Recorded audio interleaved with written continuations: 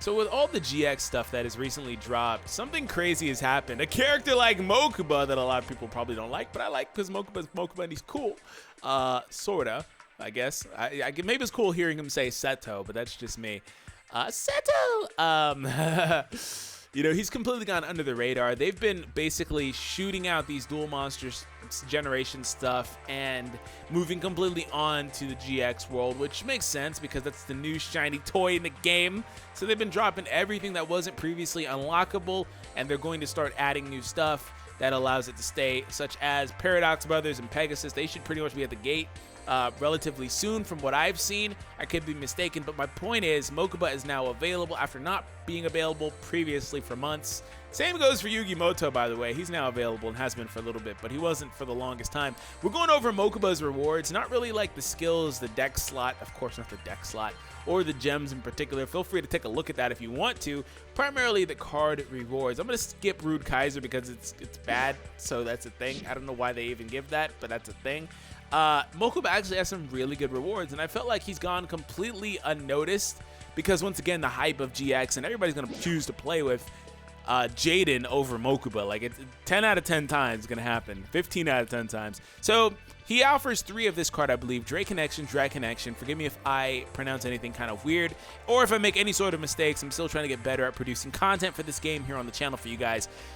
Reveal 1 Dragon type monster in your hand. Add 1 Dragon type monster with the same level from your deck to your hand, then shuffle the revealed monster into your deck. So this is a really good card for being able to fish out a specific monster if you need it for a part of a combo or something.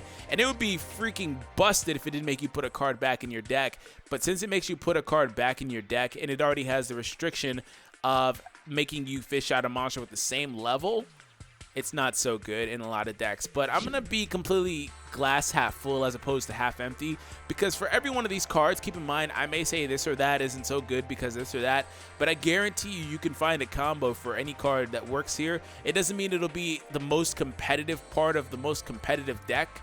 You know, I make a lot of joke decks on this channel, just for fun, completely for fun. But keep in mind, you can always find a combo for something, regardless of whether it's like super top tier meta. Now, Dragoonity Tribus is a winged beast monster that works in tandem with Kidmodo Dragon. So if you don't know what Kidmodo Dragon is, you should have a copy if you've been playing the bingo rewards, or if you've been playing a little bit longer, you should have one from the last time Mokuba was around, which is like a month ago, probably about a couple months ago at this point. Or if it was available through the SR ticket, I can't remember off the top of my head, maybe you picked up a Kidmodo Dragon.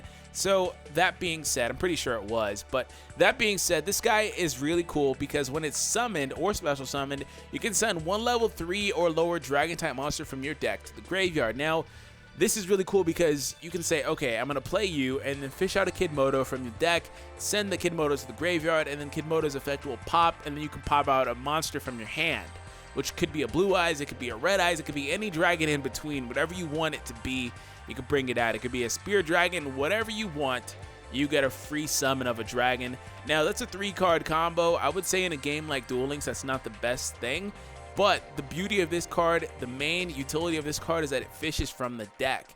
Since it fishes from the deck, it's an incredible card to have in that regard because it thins the deck in the process. And the only problem with this thing is that it has to be summoned, meaning that it would ideally have to come out in attack mode. I mean, not ideally, but ordinarily have to come out into attack mode. Unless it could be flip summoned, I guess it has to always be played in attack mode or a special summon to the field some way into defense mode.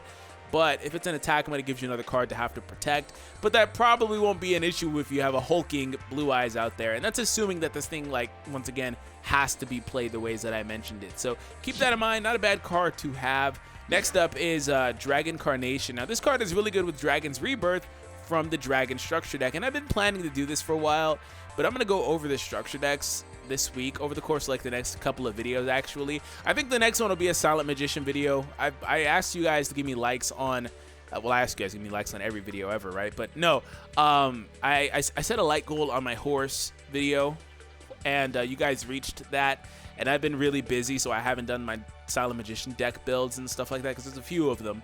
And I'm going to try to get that out for you guys probably as the next video. So keep that in mind, or the video after the next. So I will go over the structure decks, and the reason I brought that up is because Dragon's Rebirth, the card that this card combos with, is a part of the Dragon structure deck, which, spoilers, that structure deck is incredible. So keep that in mind. Target one of your banished Dragon-type monsters, add that target to your hand. Now, you would ordinarily not have a banished Dragon-type monster unless you're running specific type of deck that would kind of get you in a position like that.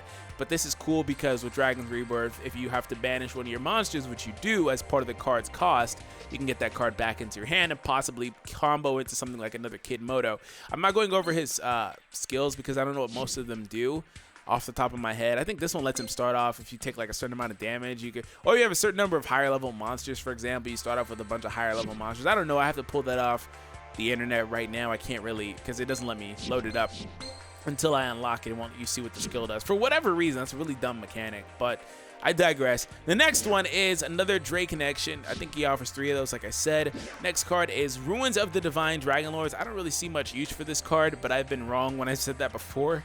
If a monster is special summoned except from the graveyard, you can control one level set. While you control one level 7 or 8 Dragon type monster, that face-up special summon monster has its effect negated until the end of this turn, even if this card leaves the field. Once per turn, you can send one other face-up card you control to the graveyard. Special summon one Dragon Lord token with level 1 at 0 attack and 0 defense. If this card is in your graveyard, you can send one level 7 or 8 Dragon type monster from your hand or face up from the field to the graveyard and add this card to your hand. Unless you need a token, I don't really see much value in that card. Maybe I'll have to read it a few more times, but I don't really have the time for that here. Dragon Carnation, again, another copy of that card. Not a bad card. We're going to start getting into some of the better rewards here. Another Drake connection, Drag connection. So Ancient Rules. Ancient Rules is an incredible card. It's actually still really good in the current trading card game too. Basically, everything I said about Dragoonity and Kid Moto and Kaiba Man's a thing too, but I didn't really mention him. If you want to play Blue Eyes, get you 3 copies. Get one from the card trader. Get one from Dueling Kaiba in the gate. Whatever. Get you 3 copies. Get it from your tickets. Whatever you want to do. By the way, I talked about the ticket and said that's not a good idea. Feel free to get whatever you want with your account. It's your account. I'm just here to give you guys tips. So anyways, I'm not going to go over that. This card will let you play it directly from your hand. Keep that in mind. And he gives 2 of them. Special summon 1 level 5 or higher normal monster from your hand. The restriction on that is it has to be a normal monster, but honestly, who cares? Normal monsters are incredible in this game, and they always have been, because of the way that this game was built up. Of course, effect monsters will always be better than normal monsters. That's just how the trading card game works. But it's 100% dependent on the spells and traps that you have around them to support your monsters. So keep that in mind. Lady of D is an incredible card. She's so good. She's so good. And I could be mistaken about something, but I'm going to kind of get to it and I'll let you guys correct me if you're like familiar with it. I don't know off the top of my head. There are things I'm not familiar with. So your opponent cannot target face-up dragon type monsters you control for attacks. Very good part of the effect. I think that the Lord of D has the same part of the effect.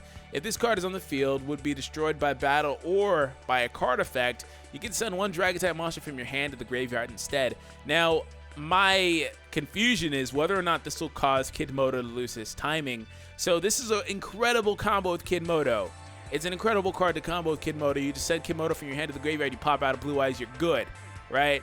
I don't think it will make him miss the timing to where his effect can't actually activate, but I could be mistaken, so keep that in mind. I want you guys to let me know in the comments if you have experience with that, so keep that in mind as well. Now down to the last couple of rewards. I think there's 2 or 3 more cards, including this one. Dragonic Guard. I'm trying to speed up because I don't want this to be super long. Each time a monster is normal summoned or set, place 1 Dragonic counter on this card. You can send this face-up card to the graveyard and special summon 1 Dragon-type monster from your deck whose level is less than or equal to the number of Dragonic counters. That's not so good. And then his stats are really low. So each time a monster is normal summoned or set, place 1 Dragonic counter. So it's pretty much only good to summon low-level monsters in a game like Duel Links. I mean, in the actual TCG with a wider board, the 5 monster zones, a lot of special summoning, it's not so good in a game like this. And also, he doesn't have the stats to kind of maintain himself, so you'll have to protect him. But once again, like I said earlier, every card has its own combos that you can work into it if you want to focus on something, so keep that in mind. Another Ancient Rules, like I said, he gives 2 of those. Incredible card to have. Another Lady of D, again, a really good card to have. Last one is Guardian of Fel Grand.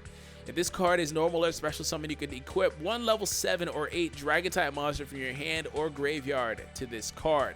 This card gains attack and defense equal to the attack and defense of the monster equipped to it by this effect.